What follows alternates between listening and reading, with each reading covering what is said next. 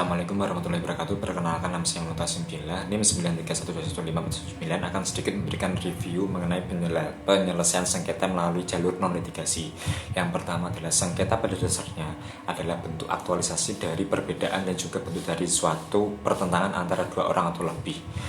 Kemudian sengketa yaitu pertentangan atau konflik antara dua pihak atau kelompok yang pemicunya antara lain perbedaan tentang suatu kepentingan atau hak milik.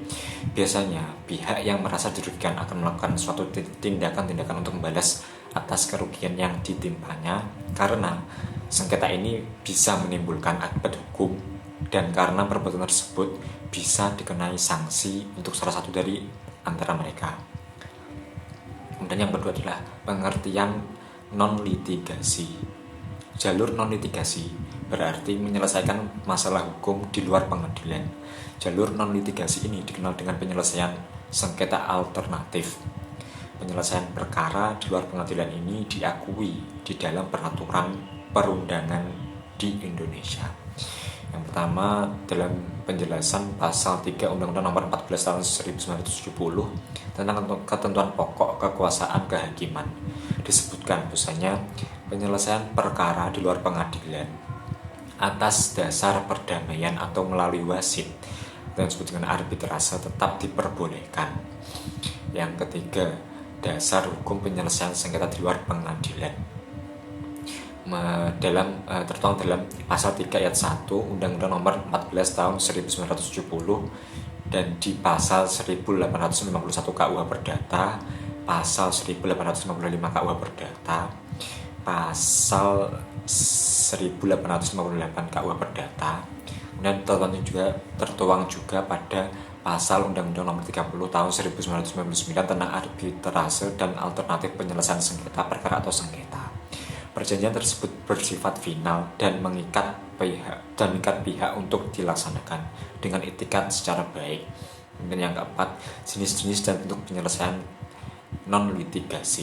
Pasal 1/10 Undang-Undang Arbitrase dan APS menyatakan bahwasanya alternatif penyelesaian sengketa merupakan lembaga penyelesaian sengketa atau beda pendapat melalui prosedur yang disepakati oleh para pihak, yakni penyelesaian di luar pengadilan dengan cara konsultasi, negosiasi, mediasi, konsiliasi, atau penilaian para ahli.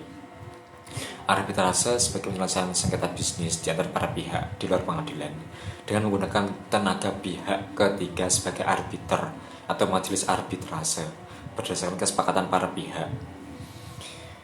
Yang kemudian yang selanjutnya adalah mediasi.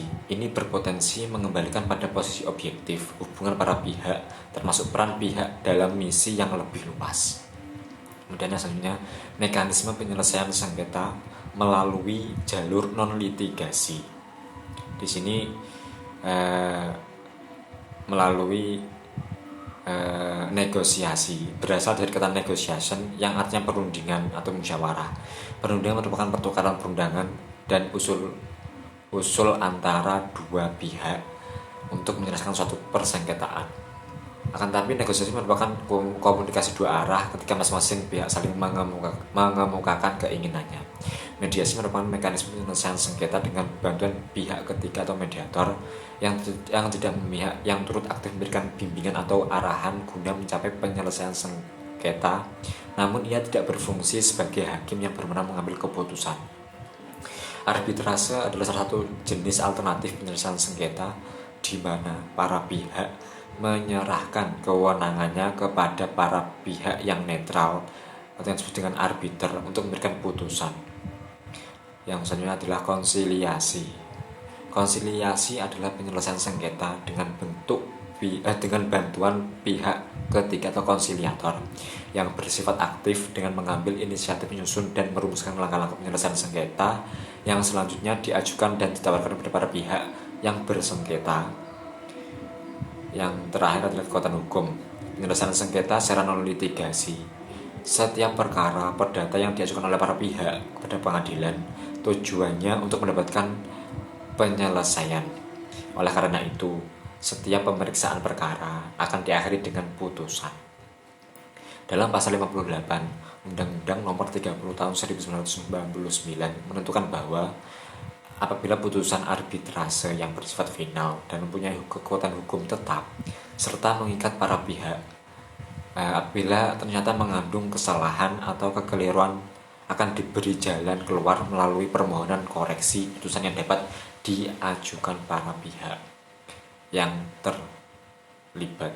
Koreksi putusan dapat diajukan pada arbiter atau majelis arbiter dalam waktu paling lama 14 hari setelah putusan diterima oleh para pihak.